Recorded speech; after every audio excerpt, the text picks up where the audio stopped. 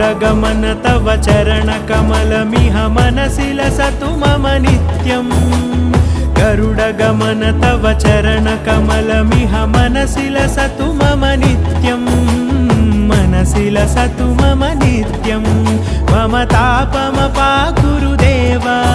मम पापमपाकुरु देवा मम तापमपाकुरु देवा मम पापमपाकुरु देवा